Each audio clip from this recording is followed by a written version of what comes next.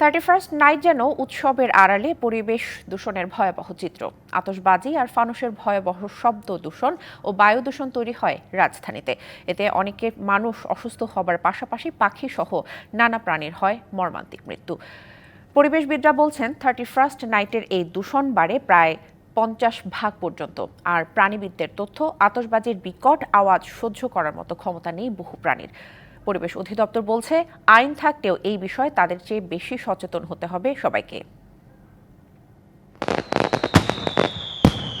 31st নাইটের আতশবাজি, পটকার এমন বিকট শব্দ আর আলোর ঝলকানি চলে দেশ জুড়ে। বিশ্বের সাথে তাল মিলিয়ে সবাই মাতোয়ারা থাকেন উৎসবে। কিন্তু এই উৎসবের আড়ালে ঘটে যায় ভয়াবহ ঘটনা। ফানুস, আতশবাজির কারণে পরিবেশের দূষণ ঘটে প্রায় 50% পর্যন্ত। বাড়ে শব্দ দূষণও। পরিবেশ বিজ্ঞানীরা বলছেন, নতুন বছর বরণে এমন আয়োজনের বিরূপ প্রভাব পড়ছে পরিবেশে। বারুদের গন্ধ যুদ্ধ অবস্থার মতো তৈরি করে এবং একদিকে যেরকম মানব শিশুরা আতঙ্কিত হয়, বয়স্ক মানুষের হার্টবিট বেড়ে যায়, হার্ট অ্যাটাকের খবর পর্যন্ত পাওয়া যায়।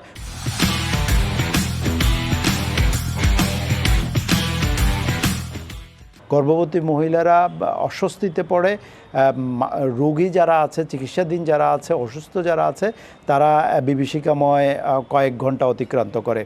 প্রাণীবিজ্ঞানীরা বলছেন, মানুষের অসুস্থতার পাশাপাশি পাখিসহ নানা ছোট প্রাণীর মৃত্যুর কারণ এমন উৎসব। অতিমাত্রায় শব্দ হওয়ার কারণে অনেক পাখি তখন দিক বিদিক ছোটাছুটি শুরু করে দেয়। বিশেষ করে বড় পাখিগুলো, কাক যেমন, চিল, এবং ছোটাছুটি করতে দিয়ে ওই ফানুস দিয়ে আঘাতপ্রাপ্ত হয়, তারা আতশবাজি দিয়ে আঘাতপ্রাপ্ত হয়। অনেক সময় আমরা দেখেছি মারাও যায়, পুড়ে যায়। এবং ছোট পাখি যারা, সেই ছোট পাখিগুলো তো অত শব্দ এদের গ্রহণ করা, রিসিভ করার মতো ক্ষমতা নাই। আমরা ওদেরকে মেরে ফেলছি, আমাদের আনন্দ করতে গিয়ে। পরিবেশ অধিদপ্তর বলছে, আইন থাকলেও এই বিষয়ে সচেতনতাই জরুরি। তবে আতশবাজি ও পটকা বিক্রি নিয়ন্ত্রণ দরকার। আতশবাজি, পটকা ফুটানোর ফলে বায়ু দূষণ, শব্দ দূষণ হয়, যা মানব স্বাস্থ্য এবং আমাদের জীববৈচিত্র্যের জন্য ক্ষতিকর। এগুলো থেকে যেন সবাই বিরত থাকে। পুলিশ এখন আতশবাজি, পটকা এগুলো ধরছে। এটা আরো ব্যাপকভাবে ধরতে হবে। যে যা বাড়িতে ছাদের উপরে যেন না করে, বাড়ির যারা মালিক তারা সচেতন হতে হবে।